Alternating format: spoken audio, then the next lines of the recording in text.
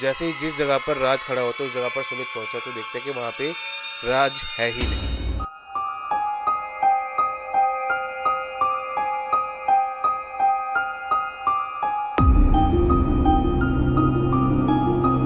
Hello दोस्तों, एक बार फिर से स्वागत है आपका हमारे चैनल रहस्यमय रविंदर में, जहां पर हम बात करते हैं घोस्ट की, हॉरर की और पैरानॉर्मल एक्टिविटीज़ की बातें, और कुछ वो बातें जिनके पीछे कुछ ना कुछ रहस्य ज़रूर छुपा होता है। दोस्तों, आज की जो हमारी कहानी होने वाली है वो लद्दाख की होने वाली है कि कैसे लद्दाख में दो दोस्त एक सोलो ट्रिप पर गए और उनके साथ क्या क्या हुआ, वो सारी चीज़ें आप इस वीडियो में जो है जानेंगे। तो चलिए कहानी की ओर बढ़ते हैं। तो दोस्तों, ये जो हमारी कहानी होने वाली है वो दो दोस्तों के बारे में होने वाली है, राज के और सुमित के बारे में। ये दोनों डिसाइड करते हैं कि यार हमें बाइक्स पे जो है क्या कहते हैं लद्दाख घूमने के लिए जाना चाहिए, और ये लोग लद्दाख के लिए निकल भी जाते हैं बाइक से। इन लोगों का ट्रिप जो है काफ़ी अच्छा चल रहा था, काफ़ी इन्होंने रील्स बनाई थी, काफ़ी वीडियोस बनाई थी एंड काफ़ी फ़ोटो भी क्लिक की थी। और करे भी क्यों ना, क्योंकि लद्दाख है ही एक ऐसी जगह जहाँ पर जाने का हर किसी का सपना होता है, वो भी बाइक से। और कहीं ना कहीं ये सपना इन दोनों का जो है सच पूरा होता हुआ दिख रहा था। ये लोग बाइक पर घूम ही रहे थे, उतने में इनको एक जो है ढाबा दिखता है।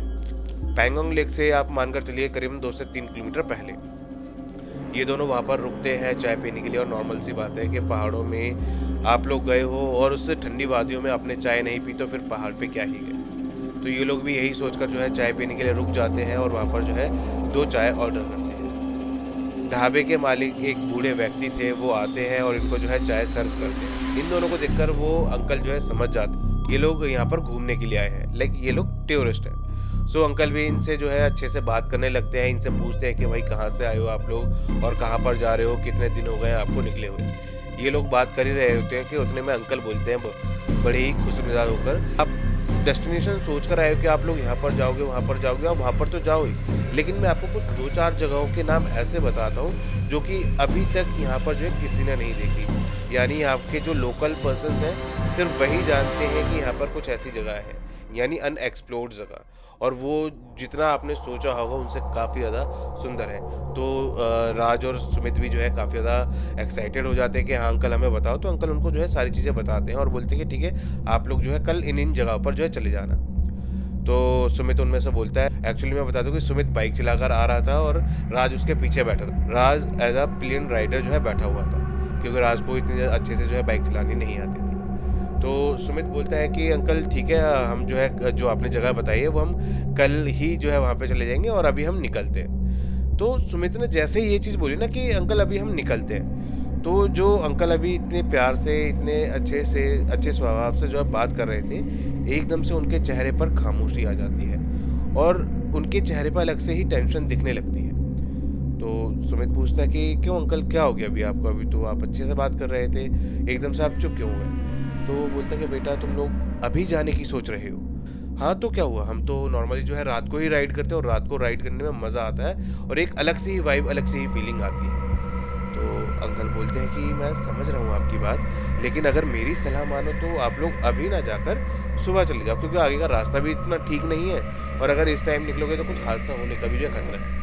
तो सुमित बोलता है कि अरे अंकल आप जो है इतनी टेंशन मत लो, और मुझे बाइक चलानी जो है अच्छे से आती है और मोस्टली हमने जितना भी अभी रास्ता कवर करा है वो रात को ही कवर करा है। तो उतने में राज बोलते हैं कि यार अंकल अगर बोल रहे हैं तो सुन ले उनकी बात, क्या पता उनको कुछ यहाँ की जगह के बारे में पता हो, रास्तों के बारे में हमसे ज़्यादा तो इन्हीं को पता है। तो उतने में सुमित उससे नॉर्मली आवाज़ में बोलते हैं कि अबे तू चुप हो जा, तेरे को नहीं पता कि ये लोग जो है अपने पैसे बनाने के चक्कर में जो है हमें यहाँ पर रोक रहे हैं, ताकि हम इनके आसपास का जो है रूम रेंट पे ले लें और इनका भी जो है पैसा बन जाए। ऐसा नहीं होगा, हम अपने साथ अपना टेंट लेकर आए, आगे चलेंगे कहीं पर खाली जगह देखकर वहाँ पे लगा लेंगे। तो राज भी फिर कुछ नहीं बोलता कि चल भाई ठीक है, अगर तेरे को ऐसा लगता है तो वो लोग जो है अंकल के 10 बार मना करने के बाद भी वो दोनों वहाँ से निकल जाते हैं। और ढाबे से निकलने के करीबन 2 से 3 किलोमीटर बाद सुमित देखता है कि वहाँ पे पैंगोंग लेक जहाँ पर ख़त्म हो रही है, ठीक है, वहाँ पर एक खाली जगह है और वो टेंट लगाने के लिए काफ़ी परफेक्ट जगह है। तो वो वहाँ पर अपनी बाइक खड़ी कर देता है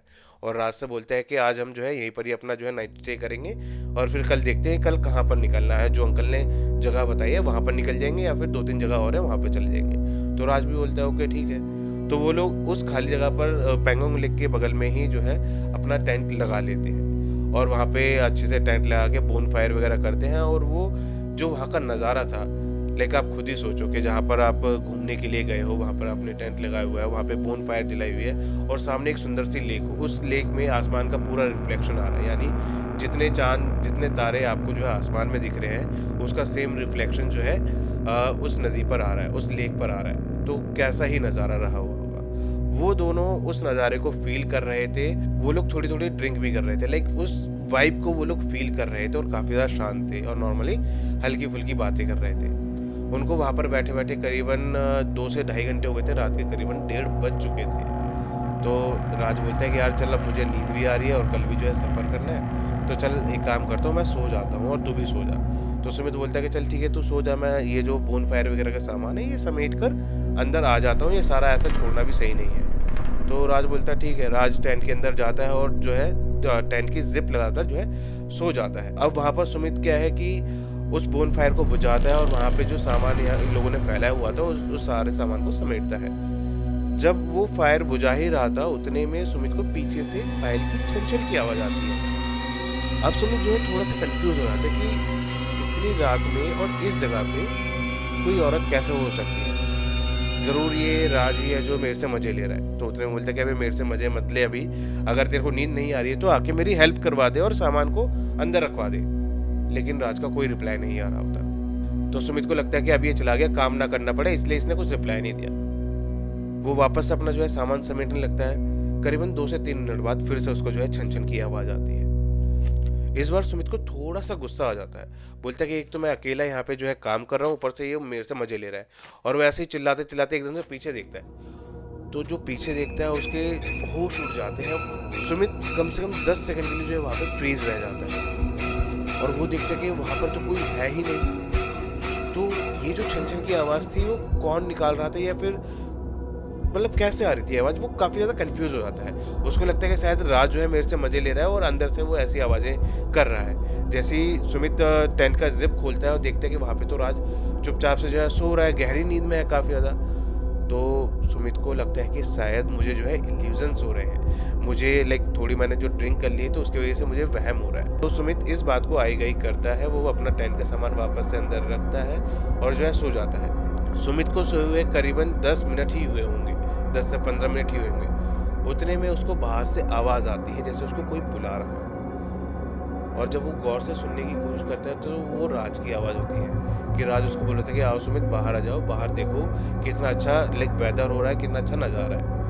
तो जैसे ही सुमित की नींद खुलती है वो अपने राइट साइड में देखता है तो वहाँ पे तो राज था ही नहीं। तो उसको 100% कन्फर्म हो गई थी कि राज की ही आवाज़ है। कि वो सुमित जैसे ही बाहर जाता है तो देखता है कि जो राज है वो लेक की तरफ अपना फेस करके खड़ा हुआ है और वहाँ पे सिर्फ देखे जा रहा है। तो सुमित पीछे से उसको आवाज़ लगाता है कि अबे वहाँ पर क्या कर रहा है, आजा सो जा, कल सफ़र करना है और इतनी रात को जागा हुआ है, नींद पूरी नहीं होगी, फिर सर दर्द वगैरह ये सारी चीज़ें होंगी। लेकिन राज का कोई भी रिप्लाई नहीं आ रहा होता। तो सुमित उसके पास जाता है। जैसे धीरे धीरे करके सुमित उसके पास जाते जाता है, राज वहाँ पर एक तरीके से मानो कि वहाँ की धुन में गायब होते जाता है। जितना ज़्यादा सुमित राज के पास जाते जा रहा है, राज वैसे ही गायब होते जा रहा है। जैसे ही जिस जगह पर राज खड़ा होता है उस जगह पर सुमित पहुँचता है तो देखते हैं कि वहाँ पे राज है ही नहीं।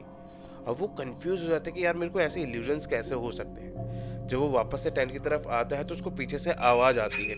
तो सुमित एकदम से पीछे मुड़ के देखता है और वो देखता है कि जो राज है वो पानी में डूब रहा है और बहुत जोर जोर के चिल्ला रहे कि सुमित जो है मुझे बचा ले, सुमित मुझे बचा ले, मुझे तैरना नहीं आता और ये मुझे अंदर खींच रहा है, ये मुझे अंदर खींच रहा है, मुझे आगे बचा ले। तो एकदम से सुमित जो है चिल्लाकर उसकी तरफ भागता है लेक में एकदम से उसको बचाने के लिए। लेकिन सुमित जैसे ही लेक में पहुंचता है वहां पर कोई होता ही नहीं है। अब सुमित जो है बहुत ज्यादा परेशान हो जाता है कि मेरे साथ ये हो क्या रहा है, ये इतने इल्यूजन्स मुझे कैसे हो सकते हैं, और मैंने इतनी तो पी भी नहीं है या फिर मैंने इतनी तो ड्रिंक भी नहीं करी है जितने मुझे इल्यूजन्स हो रहे हैं। वो बहुत तेज चिल्लाते हैं कि राज तू कहाँ पर है, राज तू कहाँ पर है। उतने में सुमित की ऐसी चीखने चिल्लाने की आवाज़ सुनकर राज टेंट के बाहर आता है और चिल्लाकर बोलता है कि सुमित तू वहाँ पर क्या कर रहा है। अब जैसे ही सुमित राज को देखता है टेंट से बाहर आते हुए, उसके मन को शांति तो मिलती है, वो राज जिंदा है और राज वहीं पर ऐसे ही सलामत है और हाँ ये मेरा वहम है। लेकिन वो कंफ्यूज हो गए थे कि इतना वहम कैसे हो सकता है मेरा। वो जैसे ही कहता है उस लेक से बाहर निकलता है और राज के पास जाता है, राज को सारी चीजें बताता है कि अबे तुझे पता है कि मेरे साथ ये हुआ वो हुआ, मुझे तू वहां पर खड़े हुए दिखाता और कहते एकदम से गायब हो गया।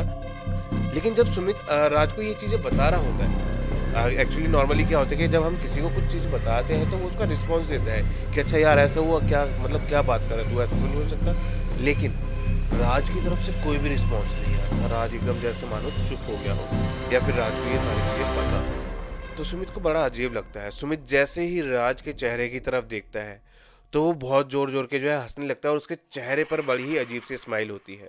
सुमित ये सारी चीज़ें देखकर जो है दूर हट जाता है राज को धक्का देकर, और राज जोर जोर के जो है हंसना स्टार्ट कर देता है और बोलता है कि जो ये सारी चीज़ें तूने अभी देखी हैं, ये जो सारी चीज़ें तूने अभी फील करी हैं, ये सारी चीज़ें तेरे साथ होने वाली हैं। और ये सारी चीज़ें राज बोलकर सुमित का जो है गला पकड़ लेता है। सुमित का गला जो है राज पकड़ लेता है और जोर जोर के दबाने लगता है और जोर जोर के हंसने लगता है, और राज की हंसी पूरे पहाड़ों में जो है गूंज रही होती है।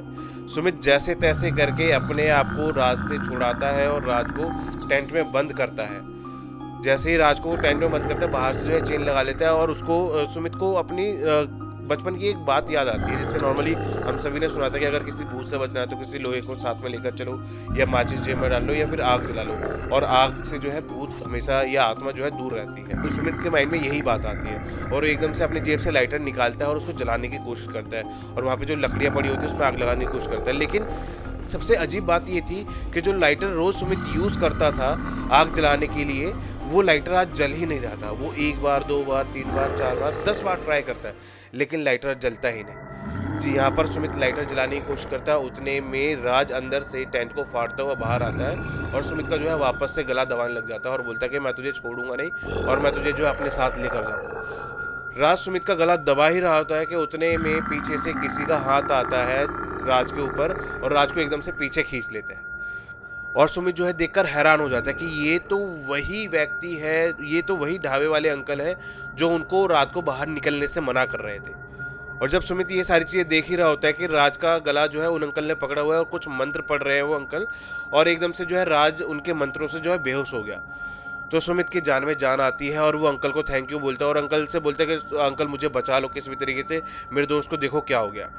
तो वो अंकल बोलते हैं कि बेटा मैं इसीलिए तुम लोगों को मना कर रहा था, ऐसा नहीं है कि आप लोग यहाँ पर आए हो तो यहाँ पर ऐसा कुछ हो गया है। ये जगह बहुत अच्छी है और इस जगह में कोई भी प्रॉब्लम नहीं है। प्रॉब्लम ये है कि जिस रास्ते से तुम आए हो, जिस जगह से तुम आए हो, वहाँ से कोई ना कोई सी एंटिटी जो है तुम्हारे दोस्त के पीछे लग गई है। और ये चीज़ मुझे तभी पता चल गई थी जब तुम लोग आए थे चाय पीने के लिए मेरे ढाबे पे। तभी मैं तुम लोगों को जो है मना कर रहा था कि इस टाइम जो है रात को मत निकलो।